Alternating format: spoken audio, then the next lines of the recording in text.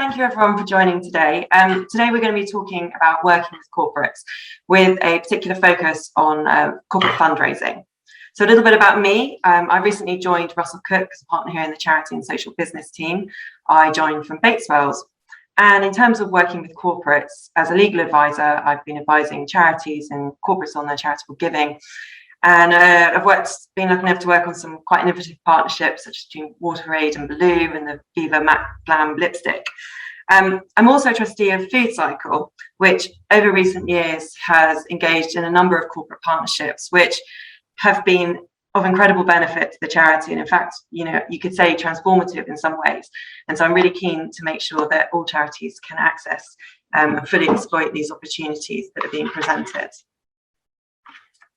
So what we're going to cover today, firstly, the benefits and risks of working with corporates, then back to basics, bit of governance, trustee duties when engaging corporates, cause-related marketing, also known as commercial participators, sponsorship, the tax implications that come with working with corporates, touch on professional fundraisers, and finally, some practical tips. Firstly, before we get into how to work with corporates, taking a step back and looking at why do we want to work with corporates? There's no denying that this kind of partnership seems to be on the rise, and it's getting a lot of media attention and public attention at the moment, both positive and negative. CSR and ESG are becoming unavoidable buzzwords in the corporate space, and engaging with charities in these kinds of partnerships are being seen as a business necessity rather than just a nice to have. Corporates are engaging in this kind of area on a much deeper and more strategic level, which can bring with it great opportunities, as well as some additional challenges. So the first and most obvious benefit to working with corporates is to get funding to support your charitable work. This is traditionally what corporate partnerships were always used for. There's no denying the impact of the pandemic on charities, a time when the incoming resources for many fell, while at the same time demand for their services increased. CAF's most recent reports on the charity landscape showed that more than half of charity leaders had concerns about their ongoing financial stability and ability to raise funds. There's an increased focus on building resilience, and as part of that, charities are going to be wanting to diversify their income streams. Now, for some, corporates will be an untapped stream. For others of you, you're probably already engaging with them, but this is a way that you can really consolidate that base and help you really diversify your income streams. Corporates can be a particularly good source of unrestricted funding, that holy grail of fundraising income. They can be a little bit less focused than the traditional grant-making charities on supporting particular charity projects. Charity Commission submissions to the House of Lords on the recent Charities Bill showed that over 50% of, for charities with an income over 500,000, the number of charities that didn't have any reserves, or in fact had negative reserves, rose from 9% to 28%. So again, this kind of funding can help you build up your reserves and build resilience. So there's a bit of debate about whether corporates are giving enough, are they increasing their giving? But there's no denying that they do give a lot of funding, and if you tap into this, it can be of great help for your charity. So here are some recent examples, some headlines that have been generated, and these shows that some of the sums that are going across into the charity sector. This partnership in particular was a 5-year partnership aiming to raise £5 million, and they've recently extended it because actually that £5 million target was reached 18 months early. Under the new arrangements, they're planning to reach the same again. So 5 million was raised not just through the corporate donations, but through engaging employee fundraising activities, such as raffles, cyclothons, and sponsored skydives. So secondly, corporate partnerships can give you, allow you to tap into their markets and their reach a much wider audience. This is probably best demonstrated by some examples of where it's done particularly well. This is a brilliant example of a charity partnering with a non-charity to leverage their reach and actually help achieve their objectives. Missing People reunites missing children and adults with their families, and started working with the post office after a young child went missing on London Postman's round. Since then, 120,000 postmen and women have been shared the details of missing individuals who are at high risk. The long-running partnership between Boots and Macmillan has been very successful and much admired. In fact, it recently won the C&E Advisory's Most Admired Partnership Award. By working with Boots, Macmillan have been able to access Boots' network of stores and pharmacies across the country, improving the access to cancer support and information on the high street. There are over 2,000 Macmillan information pharmacists working across the country who are specially trained to give this type of support that Macmillan focus on. There are also 900 Boots Macmillan beauty advisors who offer specific support to those who are dealing with the visible effects of cancer. Of course, Macmillan have also benefited greatly from funds raised through employees and customers, which I think total around 18 million. There's actually one more that I was discussing yesterday with the London Air Ambulance charity, and they've had a recent partnership with Bolt, the ride hailing app. So when people have a ride with Bolt, they can add 50p to their journey and make a donation. But what the corporate fundraiser was saying was actually one of the biggest benefits is being able to tap into that larger network and the increased brand awareness that will come through being able to access Bolt's customers like that. So finally, corporates can have deep knowledge that they can share with charities and help you to innovate and develop your services. This can range from the added extra, such as sharing IT support or training with you, to really being at the heart of the partnership with the corporate knowledge, helping charities innovate to better achieve charitable purposes. A good example of this, featuring one of our clients, actually the British Heart Foundation, is the partnership with Tesco, which is aimed at helping employees and customers make healthier choices. This is actually also the joint winner of the C&E award on Most Admired Partnerships, and leverages the knowledge of all of the parties to work together to achieve the charity's objects. So finding the sweet spot, it's probably not going to come as much of a surprise that that sweet spot is getting as close as you can to the middle of those three things. If you get a partnership that achieves all of the three, then you're in that sweet spot. Of course, you have to proceed with caution. Despite all the benefits that charities can get from working with corporates, you do need to be careful to manage and mitigate the risks that are involved. Particularly, firstly, perhaps, the potential damage that could come to your reputation. This is recognised by the Charity Commission, which says a successful partnership can raise both the charity's income and profile. An unsuccessful one, where stakeholders perceive the charity to have sold out, can damage income and profile. An example of this recently, these are the headlines that were generated by the Sciences Museum's partnership with Shell, which was targeted by protesters from Extinction Rebellion. This wasn't the first time that a major cultural institution found itself the subject of protests, thanks to a partnership with an oil company. Here is an example of one of the demonstrations of many that were made against BP's sponsorship of the National Portrait Gallery's Portrait Award. This particular protest featured topless women, and so was, of course, extensively reported in the Daily Mail and other usual suspects. But it's not just the tabloids that can get upset about corporate partnerships and cause damage to a charity's reputation. The annual complaints report was brought out by the funding regulator just a couple of days ago, and reported that while overall complaints about charity fundraising have gone down, actually complaints about charity corporate fundraising have gone up from, I think, 108 to 2,504 just in 1 year. So although the fundraising regulator said that a lot of those complaints were actually about one particular corporate charity fundraising partnership, it does show that the potential to get it wrong is quite huge. So reputational damage can lead to these negative headlines and complaints. Also, there can be serious commercial consequences if you don't get the commercial terms of the agreement right. You might not get the funds you require. In addition, bad commercial deals and negative reputational impacts can even lead to regulatory action.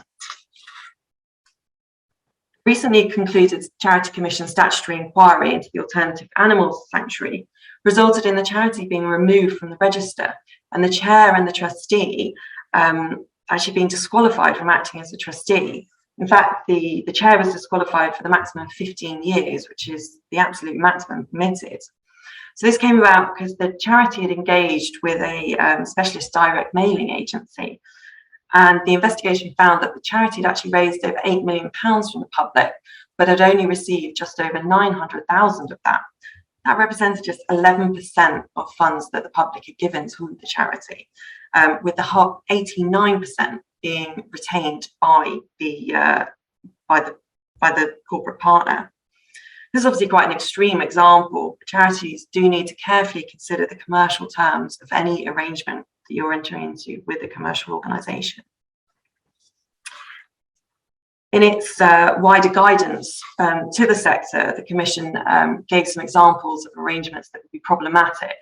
And they included arrangements that bear the hallmarks of professional fundraiser agreement, but are structured so that you're trying to get around the legal rules. Medium or longer term contracts where you don't have any rights to vary, or there are limited termination rights. Arrangements where the charity might only benefit at the end, or in a worst case scenario might not benefit at all. And finally, arrangements where fees or payments to a third-party fundraiser could end up damaging public trust and confidence. And that's most often found when fees are essentially too high. Just seen something coming through on the chat. So I will perhaps come back to that at the end. There hopefully will be a chance to come back to questions at the end. So that was the how and the why and the what to avoid. Now we get on to how we're going to avoid them. So starting with the basics, it's critical to get your governance right. So what are the key trustee duties when you need to consider when working with corporates? Many of these are not necessarily unique to working with corporates, so you should be quite familiar with them. So guidance can be found in CC20 and the Charity Commission on fundraising. And when this guidance was last revised, there was a bit of a move by the Commission from being too prescriptive to just setting out the broad principles. And there are 6 of these. So the first principle is to plan effectively. So trustees should be setting the charity's overall fundraising approach and ensuring that that reflects the charity's values. There then also needs to be an effective system to monitor this approach. The Commission's guidance acknowledges that challenges to a charity's values may be particularly relevant when you're working with corporates. At the outset, you should probably be thinking about, are there any corporates or sectors that you don't want to work with because the type of the work they do, or perhaps their values, would end up causing your charity reputational damage. The planning stage also involves evaluating risks, and we've already discussed some of the risks that are particularly prevalent with this type of fundraising.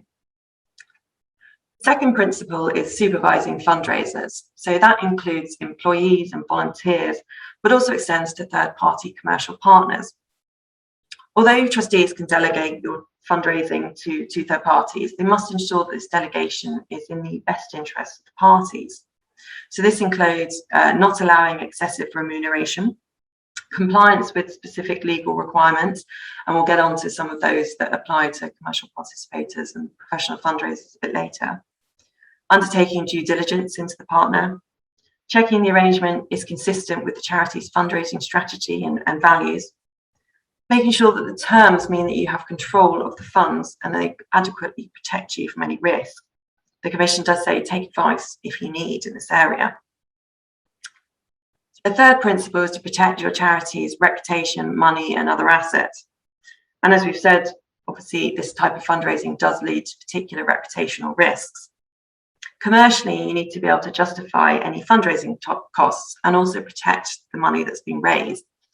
You need to balance the focus on increasing your charity's income with attention to the wider best interests. Essentially, if you don't get a good deal, it could lead to negative press attention, complaints, or even regulatory action. The fourth principle is complying with the laws and regulation. Now, obviously, this goes without saying, and as I said, there are specific laws that we'll be coming on to that need particular focus here. The fifth principle is complying with the fundraising code.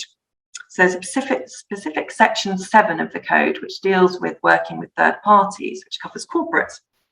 And so that's what I would draw your attention to in particular. So some of the requirements that are mentioned in that code when it comes to working with corporates are requiring any third-party fundraisers to comply with the code, and also carrying out proportional due diligence on those third-party fundraisers. The final principle that should really be guiding everything you're doing in this space is to be open and accountable.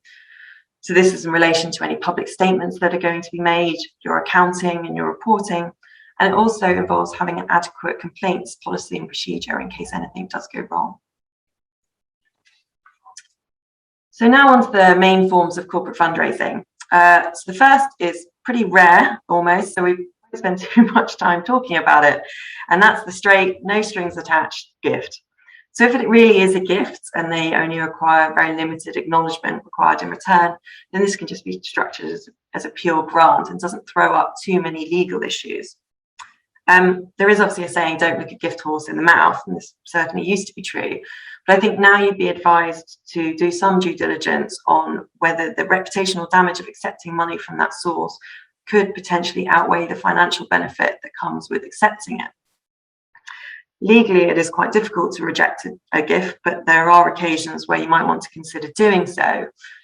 We'd recommend having in place an acceptance and refusal of donations policy, so if this does come into play, you're prepared for it rather than having to react to it on the spot. By way of an example, going back to the National Portrait Gallery again, they were the first UK institution to give up a grant from the Sackler Trust. In this case, it was a £1 million donation. This was a result of the connection between the Sackler Trust and Purdue Pharma, which is behind the painkiller oxytocin, which is facing hundreds of lawsuits in the US about its alleged involvement in the opioid crisis, which kills about 100 people a day in the States. The Tate group of art galleries followed suit, and this led to the Sackler Trust stopping its philanthropic donations. So the other two are the ones that we're going to be focusing on today, and those are cause-related marketing and sponsorship. But before we get into the details about the specific law or tax treatments of those two types of fundraising, taking a step back, we need to think about, is this overall agreement with the corporate in the best interests of the charity? So the first step will be undertaking due diligence into that charity, into that corporate.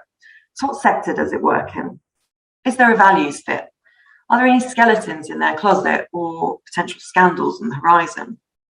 Does it fit with your overall fundraising strategy to engage with this corporate? Or does it raise any issues under your acceptance or refusal of donations policy? What about the terms of the deal? Are they fair, and do they appropriately reflect the mutual benefit that will be given and received by both parties? Could the terms cause reputational harm if they came out? And do they fall within any of the categories of those we just mentioned that the Charity Commission has warned against? Finally, just the decision-making process, again going back to good governance, who needs to be making the final call on this? And are there any conflicts of interest that need to be managed? So cause-related marketing, what is it? This is where the charity's name is put on the corporate's product or service and hopefully sold, and as part of that sale or connected to that sale, a donation will be made to charity. So the classic example of this is the Christmas card. So 10p from the sale of this Christmas card will go to your charity. However, partnerships have got ever more ambitious and creative. The Age UK and Innocence, the Big Knit project is a good example of the creativity that can be brought to play in cause-related marketing. So the Big Knit sees people from all over the country knitting hats for innocent smoothies. And for each behatted smoothie sold, 25p gets donated to Age UK. Through this, Age UK has raised £2 million. This brings obvious mutual benefits to both parties. So it's provided funds for Age UK while driving sales for Innocent. It's also allowed the public to get crafty and understand over 8 million hats have been knitted.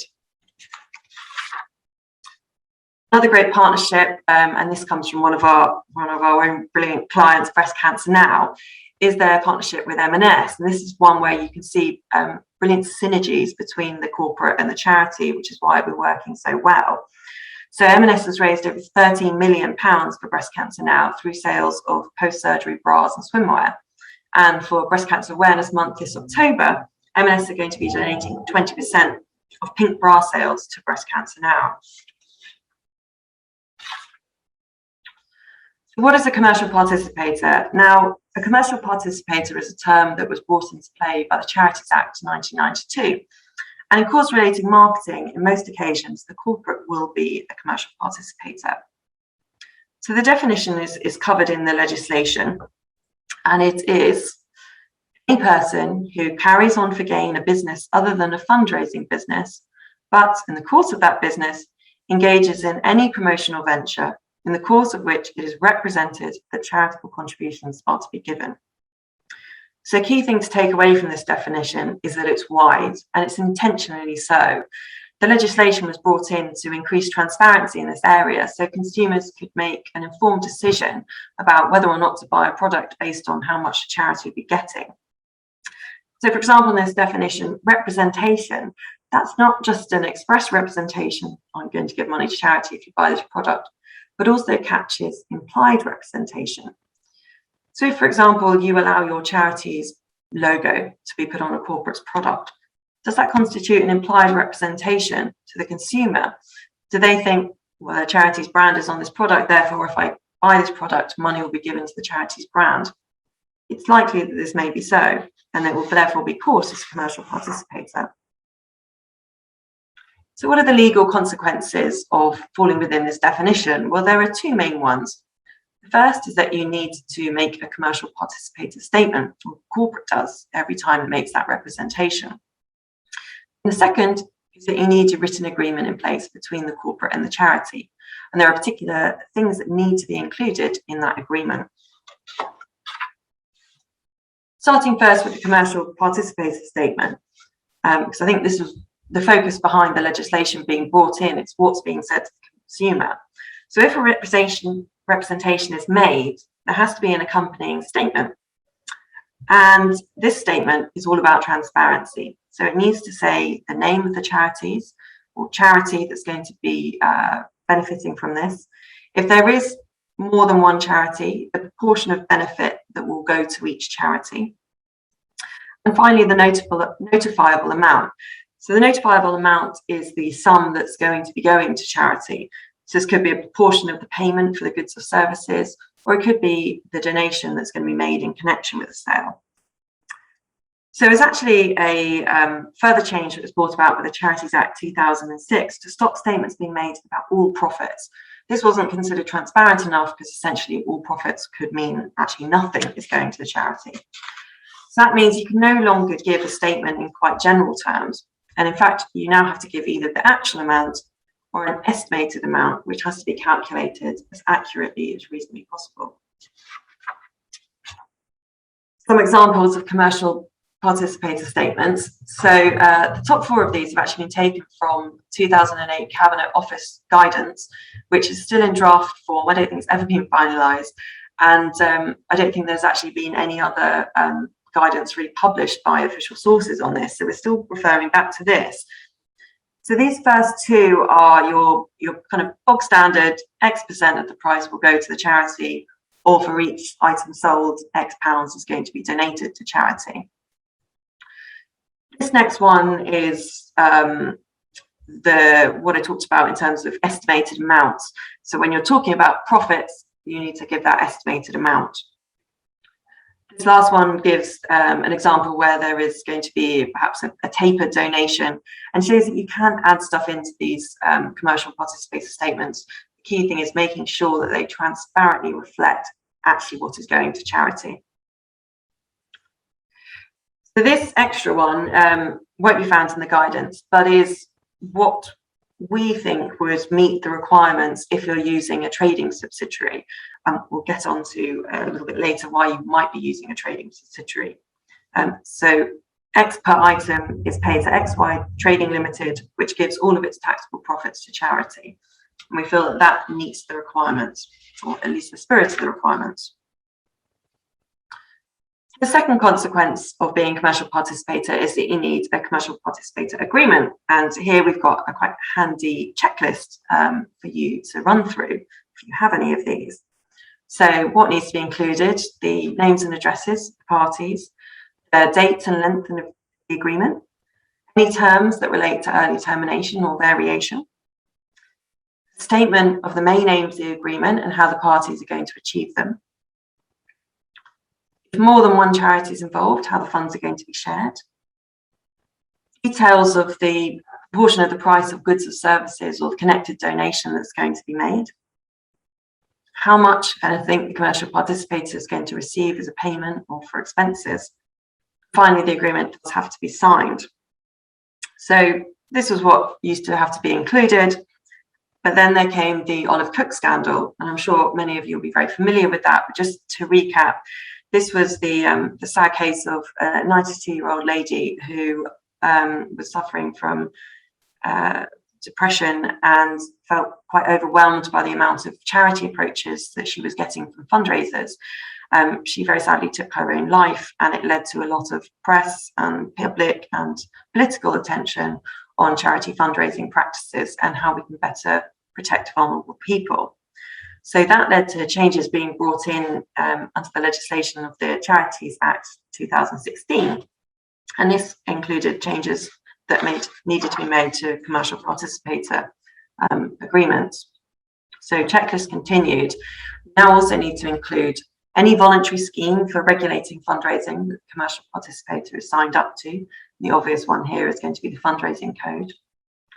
How the commercial participator is going to protect vulnerable people and members of the public from particular types of behaviour. So those particular types of behaviour are listed in the statute and are unreasonable intrusion on a person's privacy, unreasonably persistent approaches to ask someone to give money, placing undue pressure on a person to make a donation.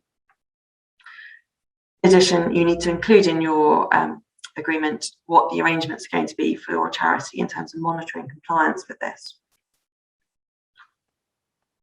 So what are the consequences of non-compliance? So in fact, with this, the legal obligation actually lies with the commercial participator rather than the charity.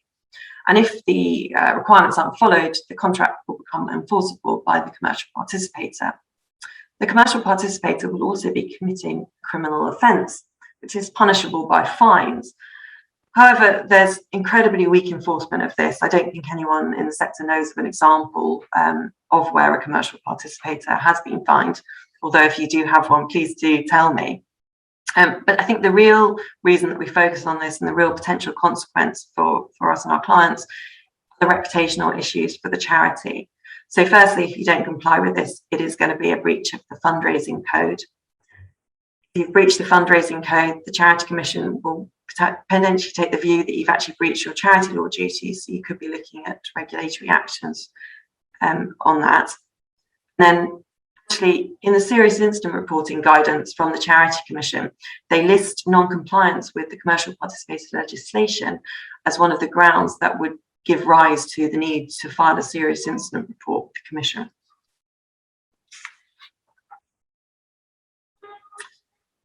So that's cause-related marketing and commercial participators. Now we go on to business sponsorship. So this is almost the reversal, where you have the business's name put on the charity services. And essentially the business is paying the charity to advertise its services.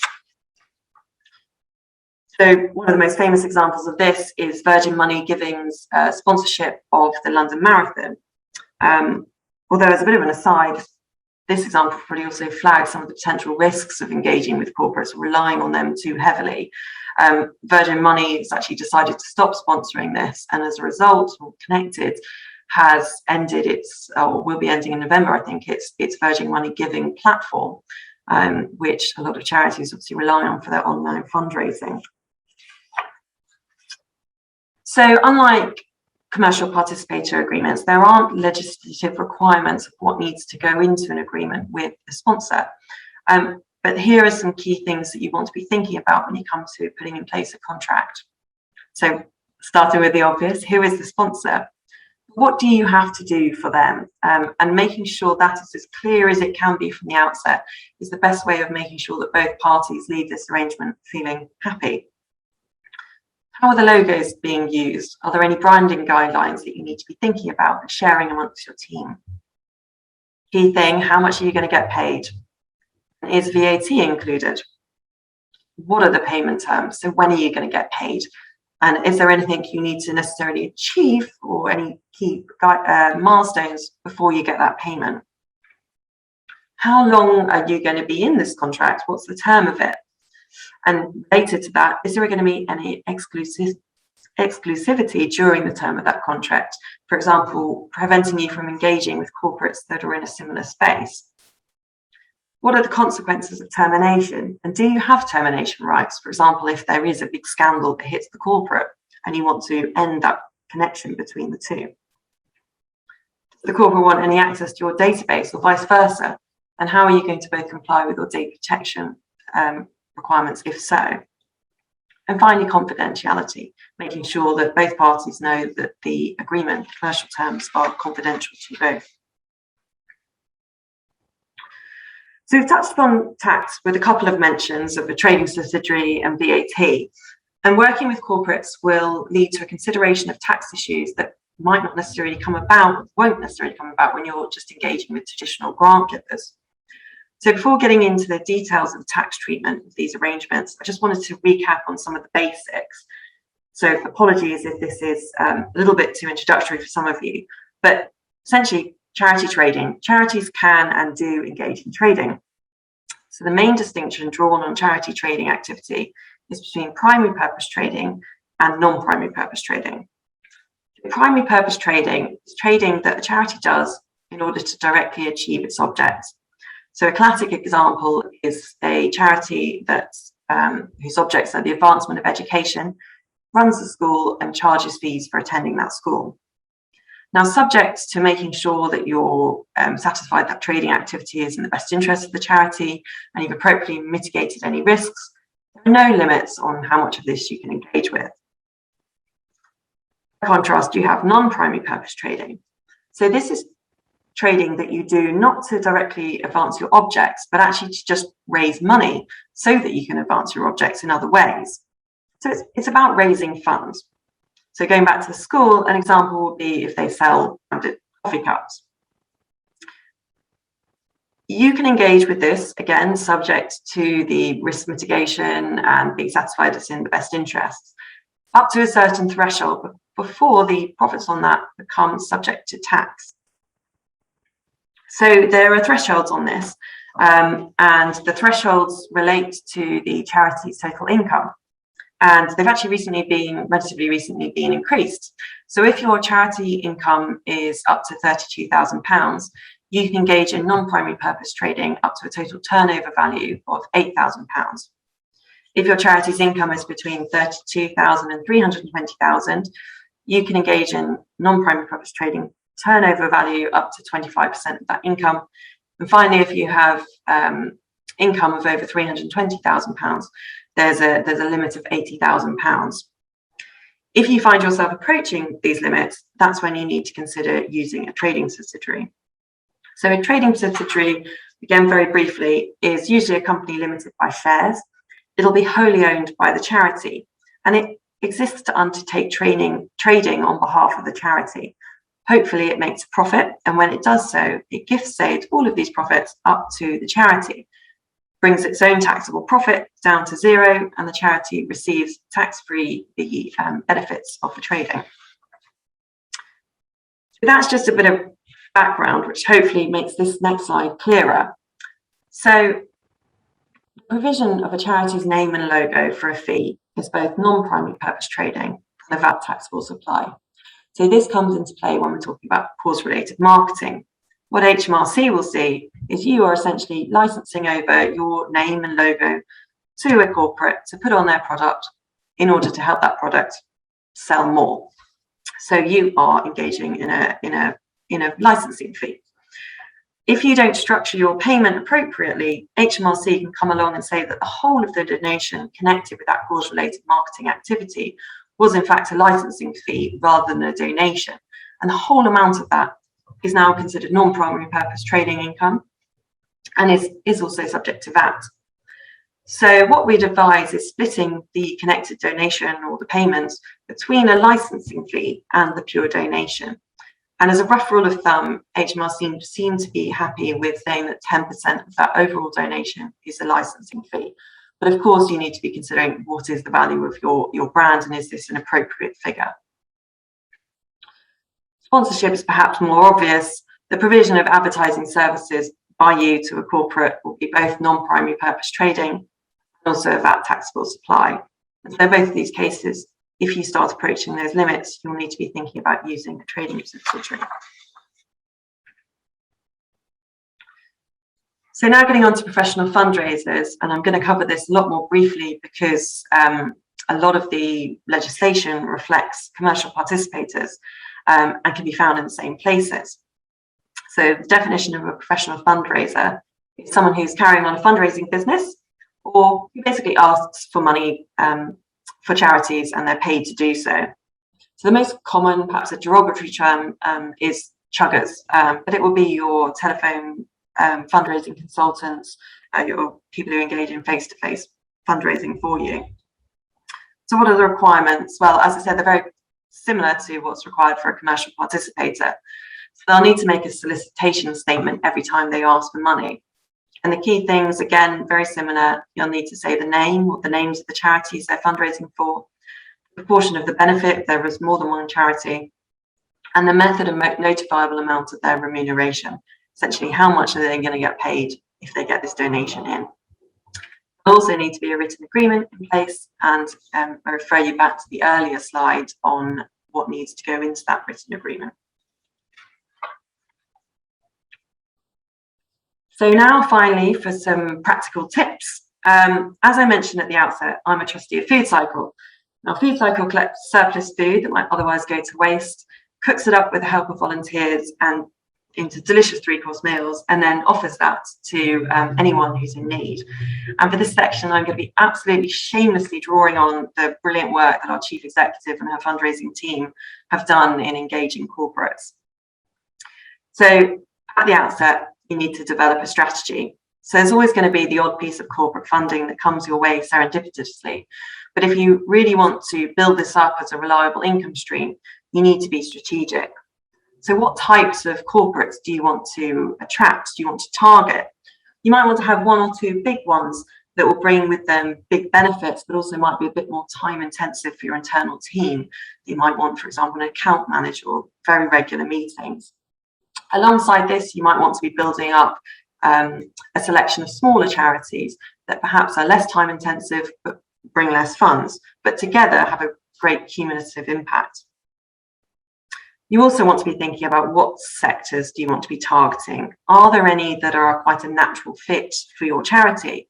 Are there any synergies that you can obviously point to that will make you more appealing to them as a partner, and that will also help you align your values with them? So FoodCycle, as I said, is essentially a food-based charity, so it's quite an obvious alignment for us. And you'll see from our thank you page on our website to our corporate partners, there are quite a lot of partners there that are involved in the food space. You also, of course, need to be thinking about who's available for partnership, who's already got too many charity partners in place. Newer technology partners can often be on the lookout, and they could be a rich source. Again, technology partners are a good example of if you get in with a company when it's quite small, and if it grows, you can grow with that partner. Going back to the start of the seminar, what do you want out of it? If you're looking for finding funding, and that's the only thing you're looking for, that might lead you to focusing on quite a different type of corporate than if you're looking to get market reach. What can you offer them? So here it's important to really understand what the drivers are for corporates engaging in this world, and how you can make yourself an attractive proposition in meeting those. So the obvious benefit you can bring is your brand and reputation, the benefit of being so associated with you. Now, taking my cynical hat off for a second, corporates really do want to do good, and can you show them how helping you can help them do good? For example, could you link what you're doing to how you're helping to achieve the Sustainable Development Goals? But can you offer anything else? For example, are you able to offer them employee volunteering?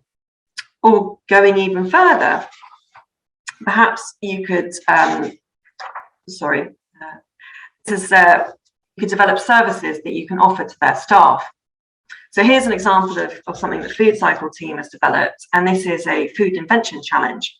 So teams from a corporate can come together in one of our kitchens.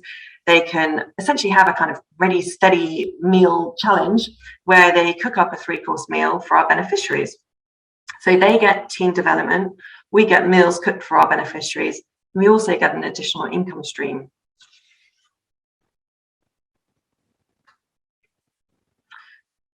So all of that comes with, do not undervalue what you are giving to the corporate partner. You know, you are giving them your brand, and you really need to understand the mutual benefit that is coming to both parties, so that you don't let yourself be undersold or the terms of any engagement be dictated to you. Once you've targeted and got an agreement with that corporate, it's really key to engage and build relationships with them.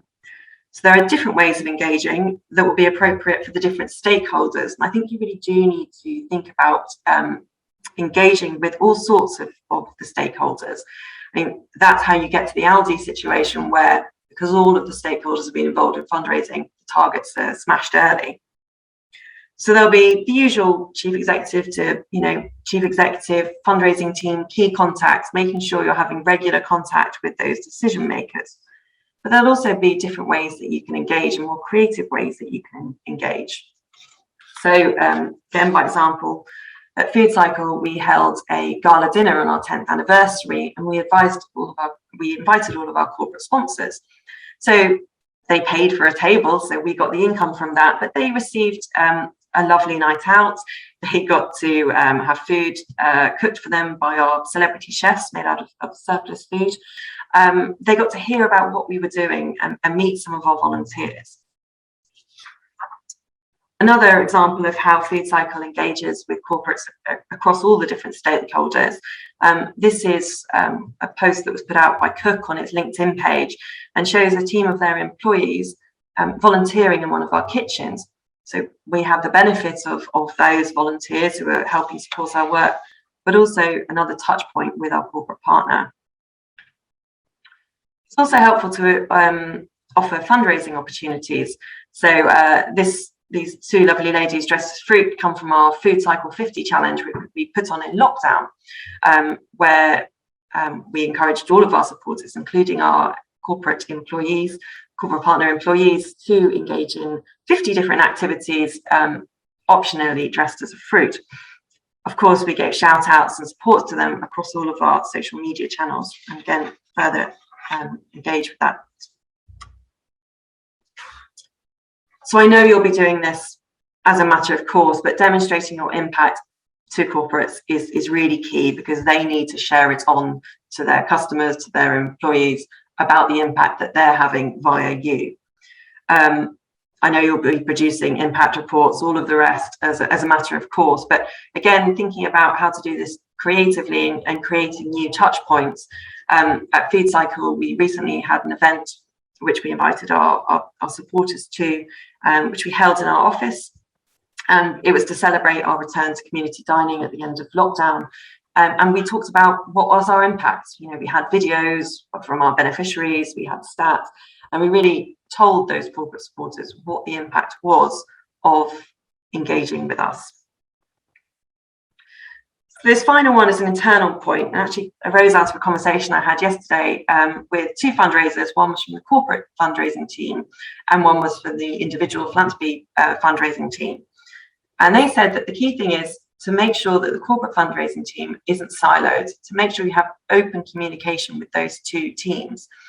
So high net worth individuals will often be high net worth because they own a business, or they're paid very well by a business.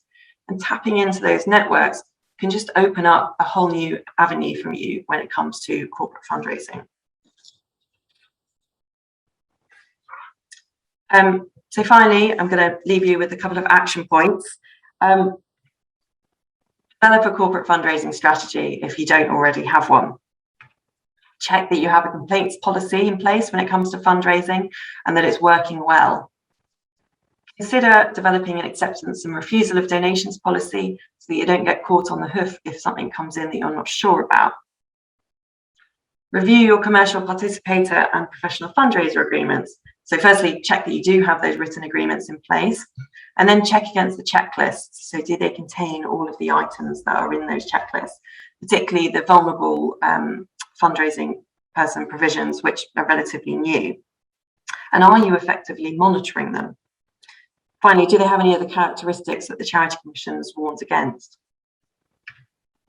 Review any commercial participator or professional fundraiser statements that are going to be made. So these are the public facing statements. So this is potentially where you're more at risk of somebody raising a complaint about you, because this is what the public will be seeing. Check your trading income against the turnover limits, and potentially think about, do you need a trading subsidiary if you're getting near to those? And finally, get creative on your engagement and relationship building with those corporates. Now, I don't pretend to be particularly creative, so I can't help on that last one, but myself and the team would be very happy to help with any of the other items on that to-do list. So that's all from me.